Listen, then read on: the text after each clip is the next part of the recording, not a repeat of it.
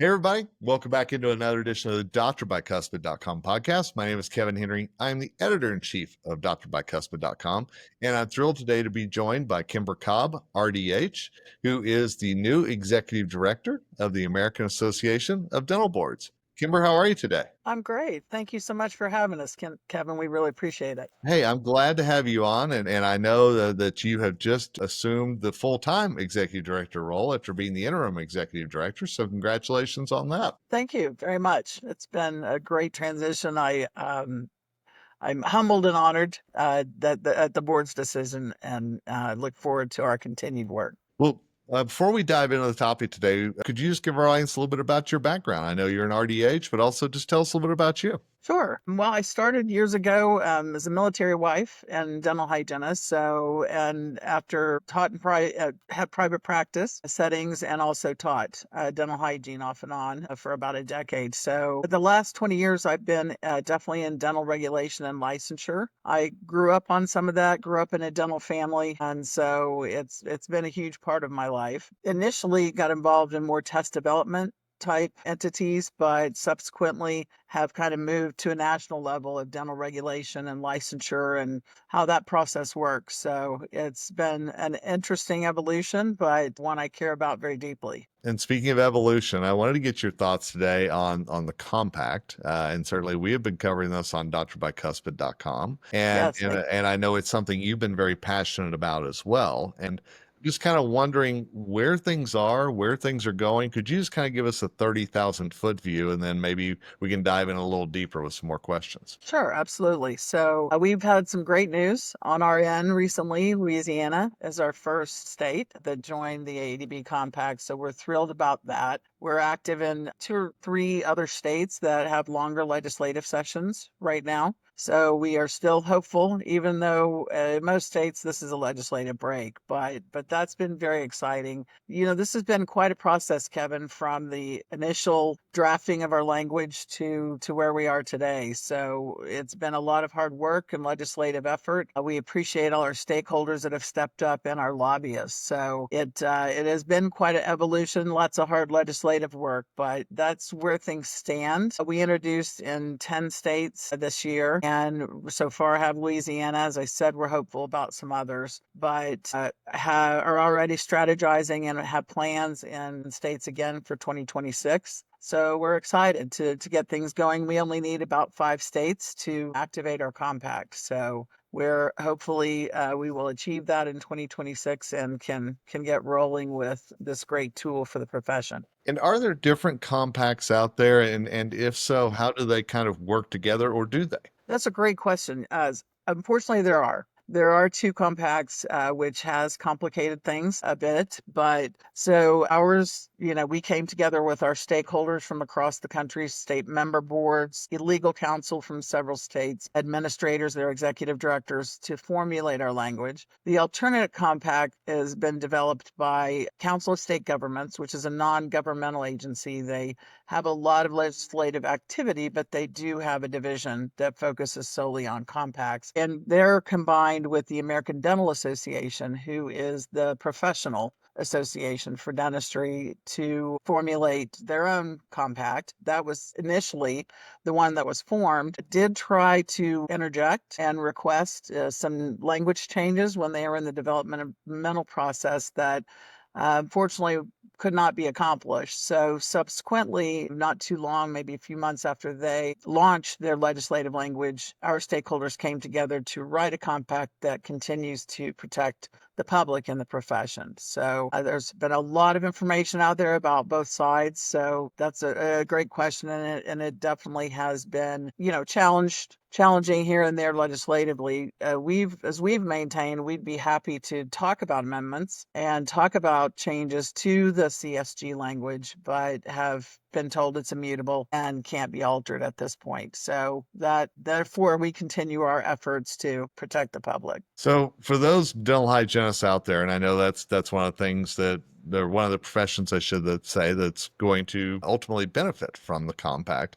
What do they need to know about making sure they're in the right compact, or they're in a compact that best suits their needs, maybe I should say?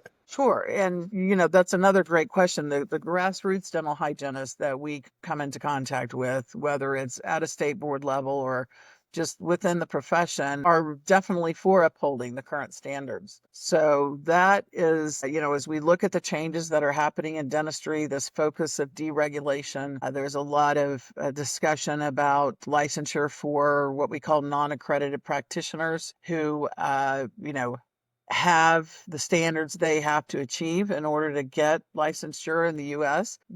I would say the practicing dental hygienists out there, those standards and keeping them in place is a very important part of the process. You're probably going to talk to some too as well that want expedited licensure. I was a military wife at one point, held 3 or 4 different licenses that I had to apply for separately.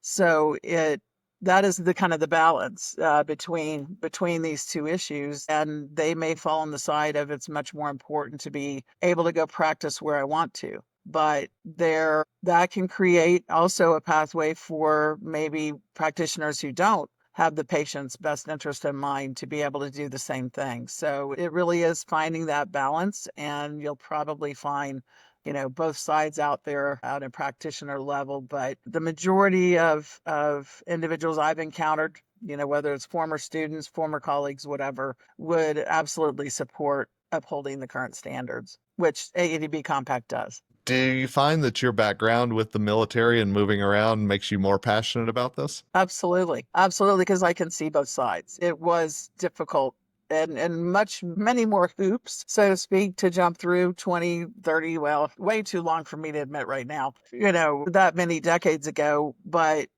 so that's the beauty of the AADB Compact is it will expedite the process. There'll basically be a sole source verification repository where a practitioner would upload their needed licensure documents into one spot that any state board would have access to. They're only doing that once. This frees up state board staff to expedite the actual license because we are a license-based compact, very similar to medicine, that's been in effect for several decades now. So we work closely with them to develop this model language because dentistry and medicine are very similar, but dentistry isn't nearly as monitored, not nearly as much oversight as in medicine with residencies and hospital peer review processes, et cetera. So these standards that really do exist to be sure, dentists perform surgery every day. So to be sure that those are in place are very important. One of the main talking points I've heard regarding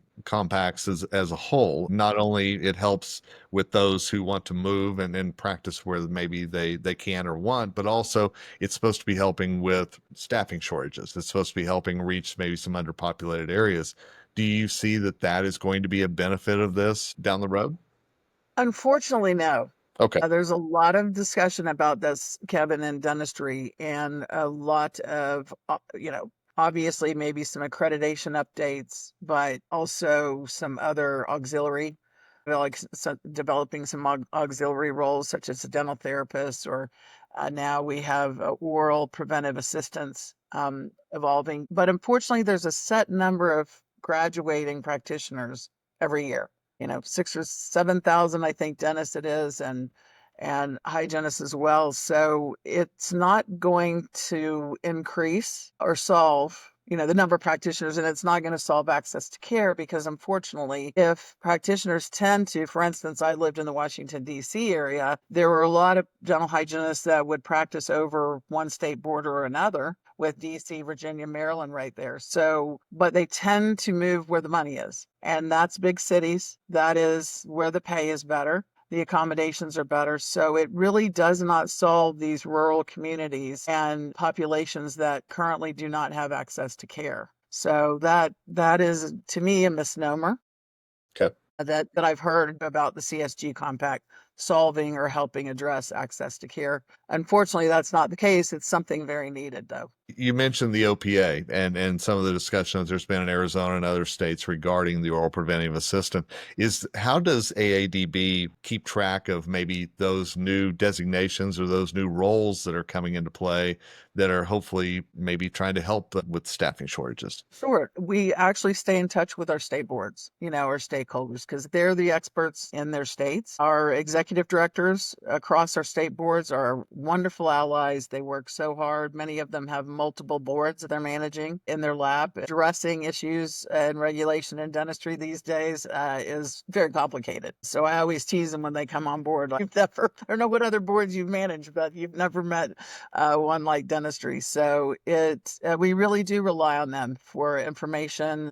We work on their behalf to support them in their mission to protect the public. So when we have our meetings and bring everybody together, the networking and the information that comes and flows through these member boards is invaluable. And so we not only assist them as for instance, when deregulation began to occur, or as I'm sure you're aware with your knowledge of the profession, anesthesia. Yep. And over sedation was an issue. So it really is exciting to see our stakeholders come together as they manage. Right now, a huge issue is unlicensed dentistry.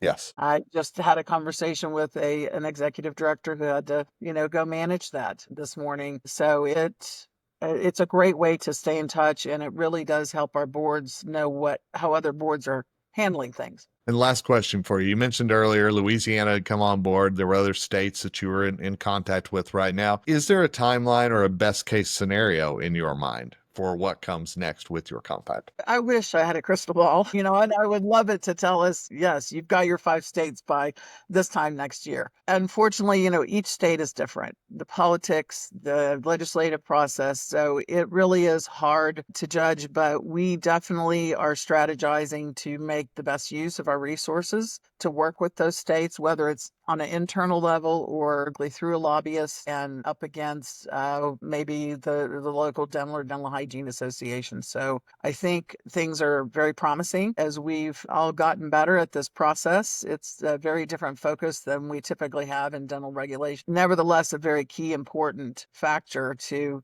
continue to expedite licensure for professionals, but uphold those public standards. Because if you could see the cases some of our state boards see, it's a very sobering world if that all goes away. I know there's a lot of work to be done, and I certainly appreciate your time and expertise with that. And I know our listeners and our viewers may have some questions. Is there a way or somewhere that they can learn more or reach you with any questions they may have? Absolutely. If they reach out to me, I'm Kimber at aadbdentalboards.org. And I can send all this to you, Kevin, so you have it. That'd be great. And then we also have a compact website, which has wonderful fact sheets and information about the 2 different versions, the benefits that AABD Compact provides. And that website is aadbcompact.org. And if you're watching this on drbicuspid.com, the links are right here in the story. And if you're listening to it on the Dr. Bicuspid Podcast Network, hey, check the show notes because we're going to try to make it real easy for you to find out more about what we've talked about today. And again, I know you're super busy. I really appreciate the time and the insight into what's going on right now. I appreciate it, Kevin. Great to meet you, and thanks for your time. Absolutely. And thanks to all of you who've listened to this episode of the drbicuspid.com podcast. Some really exciting things happening in dentistry right now and some things that we all need to stay on top of. And so make sure that you check out those links. And until next time, it is Kevin Henry, Editor-in-Chief, signing off. And as always, wishing you nothing but success ahead.